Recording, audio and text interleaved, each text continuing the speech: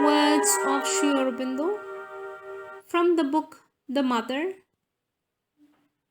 Part 2, Letters on the Mother by Our Lord, Chapter 6, Working of the Mother's Force, page 147, topic, The Mother's Force in the Material.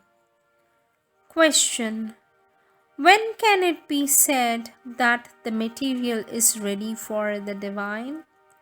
Sri Aurobindo says, if the material consciousness is open, feels the mother's force working in it, and responds, then it is ready.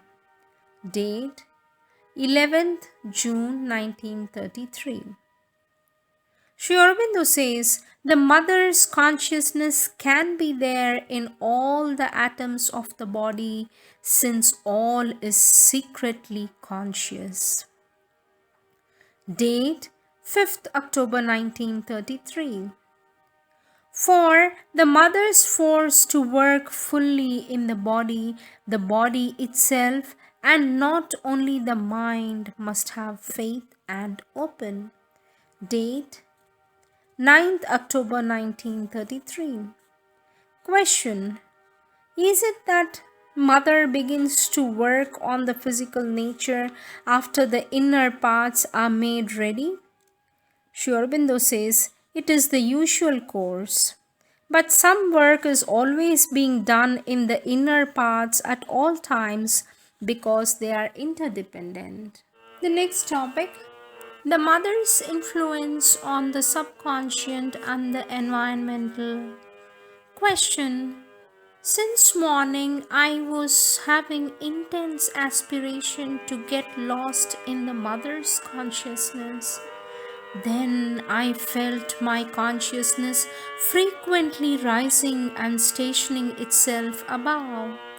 Before pranam, I felt as if even the parts near the navel and below were being drawn upwards. After pranam, I experienced for some time a different kind of atmosphere almost concretely around me. So I imagine that the mother may have put a strong spiritual sin influence on my subconscious and the environmental consciousness. For this, Sri Aurobindo says, it is very good. You are right about the subconscious and environmental, for it is there that the influence must fall so that the consciousness may go upward and spread itself out widely in a free peace, light, and joy, connecting them down to the subconscious with the higher consciousness. It is then that the loss of the ego in the mother's consciousness becomes possible. Date 25th September 1935. Next topic, assimilation of the mother's force. As for mother's force, when one receives it, the best way is to be quiet till it is assimilated. Afterwards, it is all right, not lost by outward movement or mixing. Sri Aurobindo continues to say, if the meditation brings poise, peace, a concentrated condition, or even a pressure or influence that can go on in the work, provided one does not throw it away by a relaxed or dispersed state of consciousness.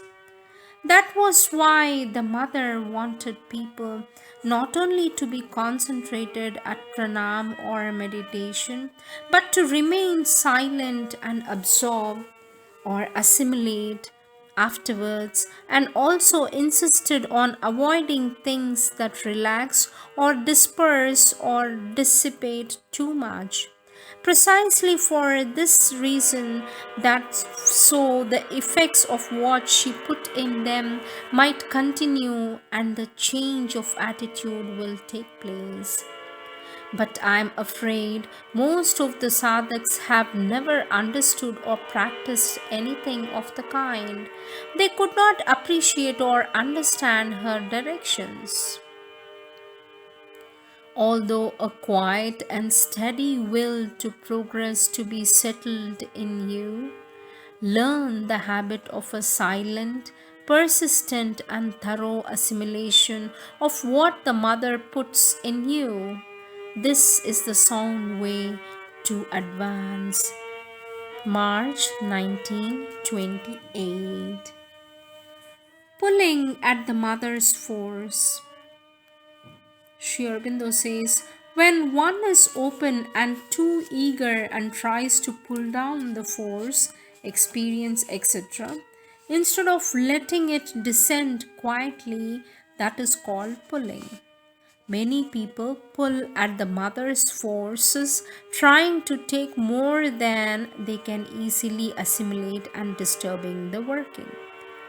April 1935. Question: what is meant by pulling? When we want something from the mother with a vital desire, is it pulling? What is its effect on us? For this, Sri Aurobindo says, yes, that is one kind of pulling. Its effect is to blind and confuse the consciousness. But there is also a pulling for the right things, which is not bad in itself. And most people use, for example, for light, force, ananda. But it brings more reactions than the quiet opening to the divine. Date: 1st June 1933. Sri Aurobindo says, no, to make people ill in order to improve or perfect them is not the mother's method. But sometimes things like headache come because the brain either tried too much or does not want to receive or makes difficulties. But the yogic headaches are of a special kind, and after the brain has found out the way to receive or respond, they do not come at all. Date: 20th June 1935. Question: is the heat felt in the body of the fever or of the mother's force which has exerted a tremendous pressure on my adhara? Sri Aurobindo says that has still to be seen. It is most probably the tapas heat.